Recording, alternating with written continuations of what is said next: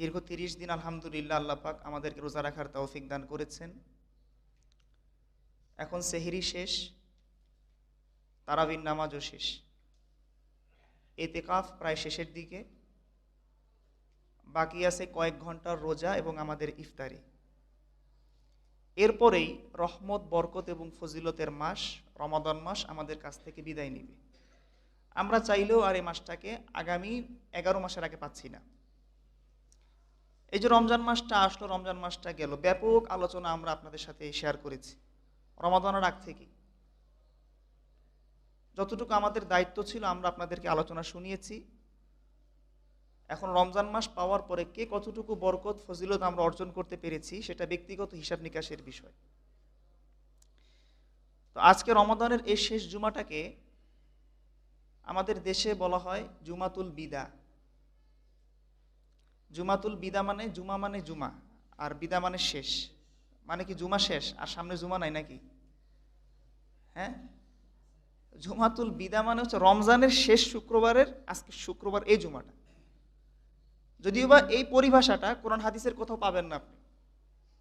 এই জুমাতুল বিদা শব্দটা কোরআনেও নাই, হাদিসেও নাই, এটা খুঁজে পাওয়া যায় না।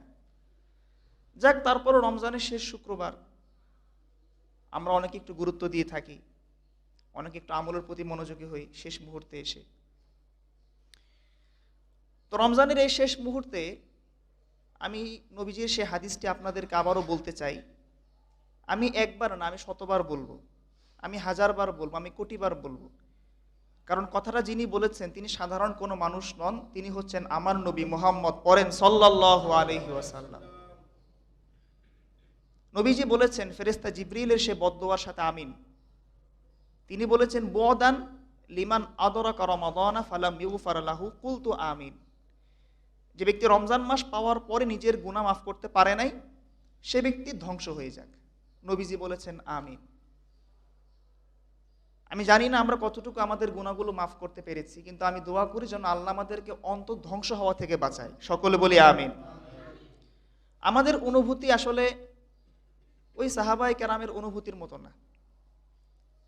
সাহাবী আব্দুল্লাহ ইবনে মাসউদ রাদিয়াল্লাহু আনহু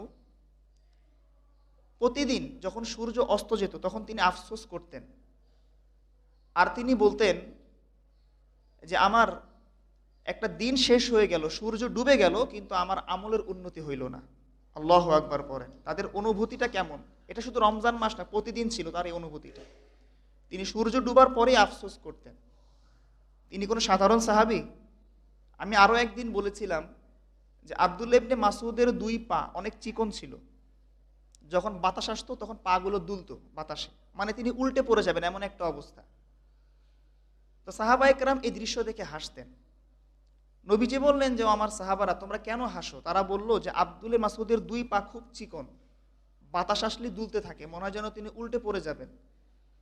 আমার নবীজি বললেন যে আব্দুল্লাহ মাসউদের দুই পা অনেক চিকন হতে পারে, তিনি একজন জীর্ণ শীর্ণ মানুষ হতে পারে, কিন্তু উহুদ পাহাড়ের যে পরিমাণ ওজন, উহুদ পাহাড় না যে পরিমাণ ভারী, আব্দুল্লাহ ইবনে মাসউদের দুই চিকন পা আল্লাহ পাকের নিকট তার থেকেও আরো বেশি ভারী। সুবহানাল্লাহ পাঠ করেন। তাহলে এটা ওই আব্দুল্লাহ মাসউদের একটা অনুভূতি আপনাদেরকে ব্যক্ত করলাম।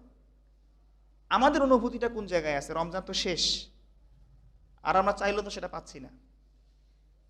যা হোক, রমজান শেষ, আগামীকাল ঈদ। ঈদের দিন সকাল আমরা কিছু কথা বলবো, যেটা সব সময় বলে থাকি। বাকি ঈদের আনন্দটা এটা কি ব্যক্তি কেন্দ্রিক না সবার জন্য? আসতে বললেন যে অনেকে, সবার জন্য, তাই না? সবার মাঝে ঈদের আনন্দ ভাগাভাগি করতে হলে চারটি অঙ্গীকার আমাদেরকে পূরণ করতে হবে। কথাগুলো অনেক পুরনো মনে হলেও আপনি শোনার পরে বুঝবেন যে চারটি অঙ্গীকার আপনি যদি পূরণ না করেন তাহলে ঈদের আনন্দটা আপনি পাবেন না, সবার মাঝে ভাগাভাগি হবে না। এক নাম্বার যে অঙ্গীকার থাকা লাগবে সেটা হচ্ছে ভ্রাতৃত্বের অঙ্গীকার। আমাদের পারস্পরিক একটা ভ্রাতৃত্বের সম্পর্ক আছে, ঈদের দিন যেন এই ভ্রাতৃত্বের সম্পর্কে যেন কোনো প্রকার ভাটা না পড়ে। পৃথিবীতে একমাত্র মুসলমান এমন জাতি যাদের মাঝে এমন ভ্রাতৃত্বের সম্পর্ক পাওয়া যায়, পৃথিবীতে অন্য কোনো ধর্মের মানুষের মাঝে এই সম্পর্ক পাবেন না। আমরা মুসলমান এক কাতারে নামাজ পড়ি, ধনী গরিব কোনো ভেদাভেদ আছে? আমরা এক প্লেটে খাবার খাই, ধনী গরিব ভেদাভেদ নাই। আমরা একসাথে ঈদগাহে যাই, আমরা কোলাকুলি করি, মোয়ানাকা করি। এই যে একটা ভ্রাতৃত্বের সম্পর্ক আমাদের মাঝে আমরা দেখতে পাই, কিন্তু দুঃখের বিষয় হচ্ছে যে এরপরও আমরা মুসলমানরা সর্বদিক থেকে দুর্বল। কারণ আমাদের ভ্রাতৃত্বের সম্পর্কের কথা আমরা মুখে বলি ঠিক, কিন্তু বাস্তবে কিন্তু নেই। দুই আপন মায়ের পেটের ভাই, দুই ভাইয়ের মধ্যে মিল হয় না, জায়গা জমি নিয়ে দ্বন্দ্ব, দুই ভাইয়ের মধ্যে মারামারি সম্পদ নিয়ে, ভাই ভাইয়ের হাতে খুন হয়ে যায়, আসানা নাই বলেন। যেই দুই ভাই ছোটবেলা থেকে একসাথে বড় হলো, একসাথে ঘুমালো, একসাথে খেলো, একসাথে বেড়ালো, তারা বড় হলে একে অপরকে আর চিনে না, পৃথক হয়ে যায়, বাড়ি ভাগ হয়ে যায়, বিয়ে করার পরে পাতিলটা পর্যন্ত ভাগ হয়ে যায়, ঠিক কিনা বলেন? এমনি কি আর বলে যে ভাই বড় ধন, রক্তের বাঁধন, যদিও পৃথক হয় নারীরও কারণ। একটা নারীকে পাওয়ার পরে মানুষ তার ভাইকে পর্যন্ত ভুলে যায়। আপনি চিন্তা করেন যে ভ্রাতৃত্বটা আমাদের মাঝে কোন জায়গায় গিয়ে পড়ছে। ওয়াজ হবে, ওয়াজ বলা যাবে, অনেক অসুবিধা নেই। আদতে ভ্রাতৃত্বের সম্পর্ক আসলে আমাদের ভিতরে ওরকমটা নাই। তো ঈদের দিন যেন আমাদের মাঝে এই ভ্রাতৃত্বের সম্পর্কটা ভাই অটুট থাকে। কথা কি বুঝতে পারছেন? তো ভ্রাতৃত্বের সম্পর্কের ব্যাপারে আল্লাহ পাক কোরআনে পাকের ভিতরে বলেছেন, ইন্নামাল মুমিনুনা ইখওয়া, তোমরা মুমিন যারা আছো, রক্তের সম্পর্ক থাক বা না থাক, তোমরা পরস্পর ভাই ভাই। ফাসলিহু বাইনা আখওয়াইকুম, তোমাদের উচিত দুই ভাইয়ের মধ্যে মীমাংসা করে দেয়া যদি কোনো বিষয়ে কোনো মতভেদ সৃষ্টি হয়। এখন আমাদের ভ্রাতৃত্বের সম্পর্ক এমন জায়গায়, দুইজন মানুষ যদি ঝগড়া করে আমরা মাঝখানে আরো আগুন ধরাই দিই, আসানা নাই বলে। মীমাংসা তো করি না, পারলে আরো ঝগড়া কি করি, বাড়াই দিই। ভ্রাতৃত্বের সম্পর্ক গুরুত্ব এত বেশি, আমাদের নবীজিও হাদিসে পাকে আমাদেরকে ভাই বলেছেন, যারা আমরা এই মুহূর্তে এখানে আছি। আচ্ছা, আমরা কি নবীকে দেখছি? কেউ দেখি নাই। একবার আমার নবীজি কবরস্থানে গেলেন, কবরস্থান জিয়ারত করতেছেন, কবরস্থানে গিয়ে, আর তিনি কবরবাসীকে উদ্দেশ্য করে বলতেছেন যে আমরা অতি শীঘ্রই তোমাদের মাঝে এসে সামিল হব। এবং নবীজি বললেন, আমাদের পরবর্তী ভাই যারা আছে তারাও তোমাদের মাঝে সামিল হবে। এ কথা শোনার পরে সাহাবারা বললেন, ইয়া রাসূলুল্লাহ, আমরা কি আপনার ভাই না? নবীজি বললেন, তোমরা তো আমার সাহাবা। আমার ভাই হচ্ছে তারা যারা আমার পরে পৃথিবীতে আসবে, আমাকে দেখবে না, না দেখে আমার প্রতি ঈমান আনবে। সুবহানাল্লাহ। সাহাবায়ে কেরাম বলেন, রাসূলুল্লাহ, কিয়ামতের দিন হাজার হাজার কোটি কোটি মানুষ থাকবে, এত মানুষের মাঝে আপনি আপনার সেই উম্মত, সেই ভাইদেরকে আপনি কেমন করে চিনবেন? নবীজি বললেন যে একজন ব্যক্তির যদি একটা সাদা ঘোড়া থাকে, ওই সাদা ঘোড়া যদি অনেকগুলো ঘোড়ার মাঝখানে থাকে, যে ঘোড়াগুলো কালো, তাহলে সেই সাদা ঘোড়ার মালিক কি তার সেই সাদা ঘোড়াটাকে চিনতে পারবে না? সে বলে অবশ্যই পারবে। এতগুলো ঘোড়া কালো, তার মাঝে যদি একটা সাদা ঘোড়া থাকে, তাকে খুঁজে বের করাটা সহজ। নবী বললেন, আমার শেষ নবীর উম্মত যারা হবে তারা এমন হবে, তারা যেহেতু উজু করে নামাজটা আদায় করবে, তাদের উজুর পানি কপালে হাতে লাগার কারণে তাদের চোখ মুখগুলো, হাতগুলো কাল কিয়ামতের দিন উজ্জ্বল হবে। সুবহানাল্লাহ। আর আমি নবী দেখে কাল কিয়ামতের দিন আইডেন্টিফাই করব যে এটাই হচ্ছে আমার উম্মত, যে আমাকে না দেখে আমার প্রতি ঈমান কবুল করেছে। আল্লাহু আকবার। তবে নবীজি কিছু মানুষকে অ্যাকসেপ্ট করবে না, তাদেরকে নবীজি বাতিল বলে গণ্য করবে। তারা কারা? যারা দিনের ভিতরে নতুন কোনো বিষয়কে সৃষ্টি করে, যারা বেদাত কাজ করে, যেই কাজ করতে নবীজি বলে নাই ওই কাজ যারা করবে তারা হচ্ছে বেদাত কাজ করলো। আর এই বেদাতি মানুষরা কাল কিয়ামতের দিন আমার নবীর সামনে আসলেও তাদেরকে আমার নবীজি গ্রহণ করবে না উম্মত হিসেবে। নাউজুবিল্লাহ পাঠ করে। যেটা বলা হতো সেটা হচ্ছে যে ভ্রাতৃত্বের সম্পর্কটা অনেক বেশি গুরুত্বপূর্ণ ভাই। ঈদের দিন এটা আমাদের থাকা চাই, রাখবেন তো ইনশাআল্লাহ? এ ভাড়া পড়ে হিংসার কারণে, তাই না? হিংসা জিনিসটা খুবই খারাপ। নবীজি হাদিসে পাকের ভিতরে বলেছেন, বুখারী শরীফের বর্ণনা, লা তাবাগাজু ওয়ালা তাহাসাদু ওয়ালা তাদাবারু ওয়া কুনু ইবাদাল্লাহি ইখওয়ানা। নবী বলেন, তোমরা একে অপরের প্রতি বিদ্বেষ পোষণ করবা না, হিংসা করবা না, কেউ কারো উপর রাগান্বিত হবা না, তোমরা একে অপরে ভাই ভাই হয়ে থাকবা। এবং নবীজি সর্বশেষ এই কথাটা বলেছেন, ওয়ালা ইয়াহিল্লু লিল মুসলিমিন আন ইয়াহজুরা আখাহু ফাওকা সালাসাতি আইয়ামিন, যে কোনো মুসলমান তার অপর কোনো মুসলমান ভাইয়ের সাথে 3 দিনের অধিক সম্পর্ক ছিন্ন করা হালাল হবে না, এটা হচ্ছে হারাম। কথাটাকে বুঝতে পারছেন? আপনি যদি সত্যিকার অর্থেই আপনার ভিতরে যদি হিংসা না থাকে, আপনার ভিতরে যদি ভ্রাতৃত্ব সম্পর্ক যদি থাকে, তাহলে কোনো মুসলমানের সাথে আপনি 3 দিনের অধিক কথা না বলে থাকাটা উচিত হবে না। এই হিংসা যদি আমাদের ভিতরে থাকে, তাহলে ভাই ঈদের আনন্দ আপনি পাবেন না। কারণ ঈদের আনন্দ সেখানেই থাকে যেখানে হিংসা থাকে না, ঠিক কি না? 3 নাম্বার হচ্ছে আমাদের ঈদের দিনের অঙ্গীকার হওয়া চাই যে আমাদের পারস্পরিক ভালোবাসা, দয়া এবং সহানুভূতি যেন অক্ষুণ্ণ থাকে। নবীজি বলেছেন, তারাল মুমিনিনা ফি তারাহুমিহিম ওয়া তাওয়াদ্দুহিম ওয়া তাআতুফিহিম কামাসালিল জাসাদি ইদাশতাকা উদওয়ান তাদাআ লাহু সাইরু জাসাদি বিসসাহারি ওয়াল হুমা। নবী বলেন, তোমরা মুমিনদেরকে দেখবে তারা পরস্পর একে অপরের প্রতি দয়া করবে, একে অপরকে তারা ভালোবাসবে, তারা একে অপরের প্রতি সহানুভূতিশীল হবে। কারণ সমস্ত মুমিন এবং মুসলমান হচ্ছে একটা দেহের মতো। আপনার দেহের কোনো একটা অঙ্গ যদি অসুস্থ হয়, আপনার যেরকম পুরো দেহটা দুর্বল হয়ে যায়, অসুস্থ হয়ে যায়, সুতরাং কোনো একজন মুসলমান ভাই যদি কষ্ট পায়, যদি সত্যিকার অর্থে যদি কেউ মুসলমান হয়ে থাকে, তার ভিতরেও এক প্রকার কষ্ট অনুভূত হবে, ঠিক কিনা বলেন? আমরা সবাই একটা দেহের মতো ভাই। তো পারস্পরিক এই ভালোবাসা এবং পারস্পরিক এই দয়া যার ভিতরে থাকবে না, আমার নবীজি বলছেন লা ইয়ারহামুল্লাহ মান লা ইয়ারহামুন নাস, যে মানুষের প্রতি দয়া করে না তার প্রতি আমার আল্লাহও দয়া করে না। যে মানুষকে ভালোবাসে না তাকে আল্লাহও ভালোবাসে না। যে মানুষের প্রতি সহানুভূতিশীল হয় না তার প্রতি আল্লাহ পাকও সহানুভূতিশীল হয় না। যেখানে একটা সাধারণ পশু, তার প্রতিও আল্লাহ পাক দয়া করতে বলেছে। কি বলেন ভাই, আপনি কোনো পশুকে হত্যা করতে পারবেন অন্যায়ভাবে? তার উপর তো ভারী বোঝা চাপিয়ে দেওয়া পর্যন্ত নিষেধ। আগুনে পুড়ে কোনো প্রাণীকে হত্যা করা পর্যন্ত নিষেধ, নবী নিষেধ করেছেন। কারণ আগুন দিয়ে হত্যা করতে পারবে সেই মালিক যিনি আগুন সৃষ্টি করেছেন। আর আগুন সৃষ্টি করেছেন কে? আসতে বলবেন না কে? রমজান তো শেষ ভাই, একটু আওয়াজটা বড় করেন। তাহলে এখন একটা মাসালা আসতে পারে, দেখেন, যেহেতু এই মুহূর্তে মশার উপদ্রবটা খুব বেশি, আমরা অনেকে দেখা যায় কয়েল জ্বালাইও মশা দূর করতে পারি না। তো অনেকে দেখা যায় বাধ্য হয়ে ইলেকট্রিক ব্যাট কিনছেন, শর্ট দিয়ে মশা মারবেন। এটা কি জায়েজ হবে? কি বলেন? আপনি তো ইলেকট্রিক ব্যাট দিয়ে আপনি যখন মশাটা মারতেছেন, মশাটা আগুনে ফুটতেছে। নবীজি তো বলছেন যে আগুনে পুড়ে কোনো প্রাণীকে হত্যা করা জায়েজ নাই। ইলেকট্রিক ব্যাট দিয়ে মশা মারলে তো মশাটা আগুনে ফুটতেছে, এটা জায়েজ হয় কেমনে? এই মাসালার সমাধান জানতে হবে আপনাদের। সবার ঘরে ঘরে ব্যাট আছে না ইলেকট্রিক? আমার বাসায়ও আছে, আমিও কিন্তু ব্যবহার করি এটা। এক্ষেত্রে দুইটা মতামত পাওয়া যায়। কেউ কেউ বলেছেন মশা মারার জন্য ইলেকট্রিক ব্যাট ব্যবহার করা জায়েজ হবে না, মশাটা আগুনে পুড়ে যায় সেজন্য। আর কেউ কেউ বলেছেন, যারা একটু গভীরভাবে গবেষণা করেন, তারা বলেন যে ইলেকট্রিক ব্যাট দিয়ে আমরা যে মশাটা মারি, মশাটা কিন্তু প্রথমে আগুনে পুড়ে না। মশাটা প্রথমত আগে শর্ট খায়, শর্ট খাওয়ার পরে সে মরে যায়, মরে যাওয়ার পরে আগুনে পুড়ে যায়। কথাটা কি বুঝতে পারছেন? যেহেতু মশা একটা বলতে পারেন ক্ষতিকর প্রাণী, অনেকের মশার কামড়ে ডেঙ্গু হয়, ঠিক কি না?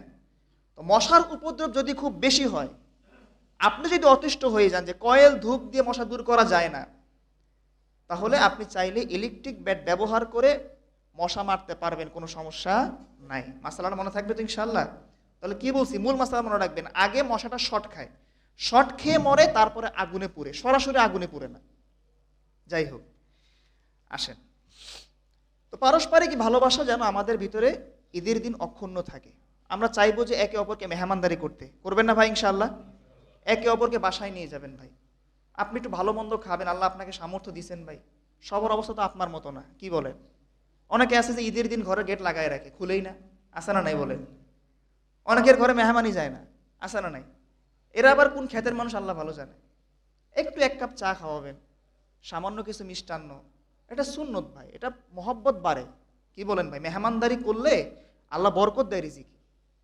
আর নবীজিও বলেছেন, মান কানা ইউমিনু বিল্লাহি ওয়াল ইয়াউমিল আখির ফালইউকরিম যায়ফাহু, যারা আল্লাহ এবং কিয়ামত দিবসের প্রতি বিশ্বাস রাখে তারা যেন মেহমানদারি করে। আল্লাহ আমাদের মেহমানদারি করার তৌফিক দান করুন, সকলে বলি আমিন। 3টা অঙ্গীকার। 4 নম্বর অঙ্গীকার হবে যেটা খুবই গুরুত্বপূর্ণ ভাই, গুনাহ ছাড়ার অঙ্গীকার। যে গুনাহ আপনি এই সারা মাস করেন নাই, যে গুনাহ আমরা সারা মাসে করি নাই, এখন দেখবেন রমজান শেষ আবার গুনাহ করা শুরু হবে, ঠিক কি না?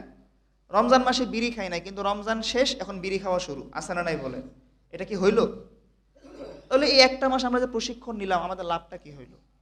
ভাই গুনাহ খাতা করা যাবে না, গুনাহ ছাড়ার অঙ্গীকার আমাদের ভিতরে রাখা লাগবে। 4টা অঙ্গীকার যদি আমরা পূরণ করতে পারি, আমি মনে করি যে আমাদের ঈদটা সবার মাঝে সুন্দরভাবে ভাগাভাগিভাবে হবে এবং আমরা সবাইকে ঈদের আনন্দটা উদযাপন করতে পারবো। আল্লাহ তৌফিক দান করুন, সকলে বলি আমিন। এবার আসেন দুই একটা গুরুত্বপূর্ণ মাসালা শুনাই। প্রথম মাসালা সদকাতুল ফিতির। আপনারা দিয়েছেন ভাই? কয় টাকা করে দিয়েছেন ভাই? হ্যাঁ, 110 টাকা, 115 টাকা, 120 টাকা, সর্বনিম্ন 100 টাকা। প্রত্যেকের পরিবার থেকে আপনারা দিয়ে দিবেন। মাসালা হচ্ছে সদকাতুল ফিতির কি দ্বারা দিবেন, সদকাতুল ফিতির কেন দিবেন, দুইটা মাসালা। সদকাতুল ফিতির কি দ্বারা দিবেন, আমরা যদি নবীর হাদিস খুঁজি সেখানে 5 প্রকার খাবারের কথা পাওয়া যায়, যে 5 প্রকার খাবার দ্বারা নবীজি সদকাতুল ফিতির দিতে বলেছেন। সে 5 প্রকার খাবার কি কি? 1 নাম্বার হচ্ছে গম, 2 নাম্বার খেজুর, 3 নাম্বার কিশমিশ, 4 নাম্বার পনির, 5 নাম্বার জব। 5 প্রকার খাবার দিয়ে নবীজি সদকাতুল ফিতির আদায় করতে বলেছেন। এখন কথা হলো, হুজুর আমরা যে টাকা দিয়ে সদকাতুল ফিতির আদায় করি, এটা আদায় হবে কিনা? এটা তো হাদিসের মধ্যে আসে নাই। দেখেন, সদকাতুল ফিতির আপনি কি দ্বারা আদায় করবেন, এটা নিয়েও ইমামদের মাঝে মতভেদ আছে। ইমাম শাফি রহমতুল্লাহ আলাইহি বলেন যে খাদ্যদ্রব্যের ভিতরে যেই খাদ্যটা সর্বোত্তম, সবচাইতে ভালো এবং দামি খাবার, সেই খাবার দিয়ে আমাদেরকে সদকাতুল ফিতির আদায় করতে হবে, ইমাম শাফির মাযহাব। এরপরে ইমাম মালিক রহমতুল্লাহ আলাইহি বলেছেন যে সদকাতুল ফিতির আদায় করতে হবে খেজুর দ্বারা। খেজুরের মধ্যে আজওয়া খেজুর, একটু দামি খেজুর, যেটা কমপক্ষে কেজি আপনার 1200 থেকে 1500 টাকা। আজওয়া খেজুর দ্বারা তিনি বলেছেন সদকাতুল ফিতির আদায় করাটা উত্তম। ইমাম আহমদ ইবনে হাম্বল বলেন যে খাদ্যদ্রব্যের ভিতরে খেজুর দ্বারাই সদকাতুল ফিতিরটা আপনি আদায় করবেন, যে খেজুরই হোক। তবে আমাদের মাযহাব, যেটা আবু হানিফা, তিনি বলেছেন, এমন চমৎকার মাসালা দিয়েছেন যেটার দ্বারা মানুষের উপকার হবে। তিনি বলেছেন যেই জিনিস দ্বারা সদকাতুল ফিতির দিলে গরিব দুঃখী মানুষ বেশি উপকৃত হবে, সেটা দ্বারা সদকাতুল ফিতিরটা আদায় করা। আচ্ছা, এখন আপনারা বলেন, আপনি যদি খেজুর দ্বারা সদকাতুল ফিতির আদায় করেন, সেটা দ্বারা একটা গরিব মানুষ বেশি উপকৃত হবে নাকি টাকা দ্বারা আদায় করলে বেশি হবে? কোনটা? টাকা দ্বারা। ভাই খেজুর আপনি দিলেন, একটা গরিব মানুষের 5 কেজি খেজুর দিলেন, এই লোক খেজুর দিয়ে কি করবে বলেন আপনি আমাকে? হয় সে খেজুর বিক্রি করে দিবে, বা সে নিজে খাইতে থাকবে, ঈদের দিনও খেজুরই খাবে শুধু, আর কোনো খাবার তার কপালে জুটবে না। কিন্তু আপনি যদি টাকা দেন, 500 টাকা আপনি দিলেন ভাই আপনার ফিতরা, 500 টাকা দিয়ে গরিব মানুষটা ঈদের দিন একটু সেমাই পায়েস কিনে খেতে পারবে, তার যদি কোনো ঔষধের প্রয়োজন হয় সে কিনে খেতে পারবে, তাই না? আবু হানিফা রহমতুল্লাহ আলাইহি এটাই বলেছেন, যেই জিনিস দ্বারা সদকাতুল ফিতিরটা দিলে অসচ্ছল মানুষদের বেশি উপকার হবে, ওইটা দ্বারা আদায় করা, সেটা হচ্ছে টাকা। কথা কি বুঝতে পারছেন? সুতরাং টাকা দিয়ে আদায় করলে সদকাতুল ফিতির আদায় হবে, এতে কোনো সন্দেহ নাই। 2 নাম্বার, আমরা এই উদ্দেশ্য কি? আমরা যে ভাই রোজা রাখি, আমাদের রোজার ভিতরে অনেক ভুল ত্রুটি হয় না? আমরা রোজা রেখে অনেক অনর্থক কাজকর্ম করে ফেলি। এই জন্য আমার নবী যে বলেছেন সদকাতুল ফিতিরকে আল্লাহ পাক তোমাদের উপর ওয়াজিব করেছেন। কেন? 1 নাম্বার হচ্ছে তুহরাতান লিস-সাইমি মিনাল লাগবি ওয়ার রাফাসি। তোমাদের এই রোজা তোমরা যে 30 দিন রাখলা, যদি কোনো ভুল ত্রুটি হয়ে থাকে, তোমাদের দ্বারা যদি কোনো গুনাহের কাজ হয়ে থাকে, সদকাতুল ফিতির আদায় করার দ্বারা আল্লাহ পাক রোজার সে ভুল ত্রুটিকে মাফ করে দেন। সুবহানাল্লাহ। 2 নাম্বার, ওয়াতুআমাতান লিল মাসাকিন, গরিব মানুষদের খাবার স্বরূপ সদকাতুল ফিতির তুমি দিবা। গরিব মানুষরা কি সদকাতুল ফিতিরটা পেলে সে ঈদের দিন ভালো মন্দ কিছু খেতে পারবে। তবে সদকাতুল ফিতিরটা আপনাকে দেওয়া লাগবে ঈদের নামাজের আগেই, পরে দিলে হবে না।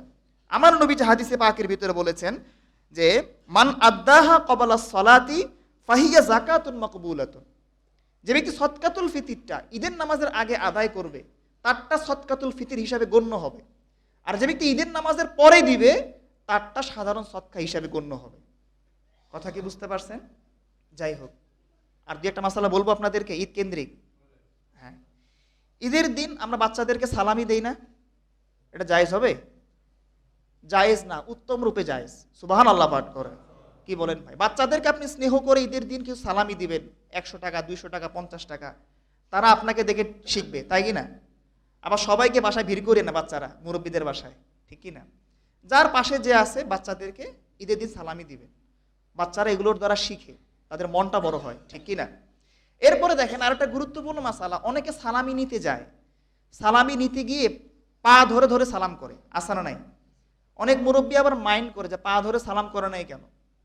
এখন পা ধরে কি সালাম করা ইসলামে জায়েজ আছে?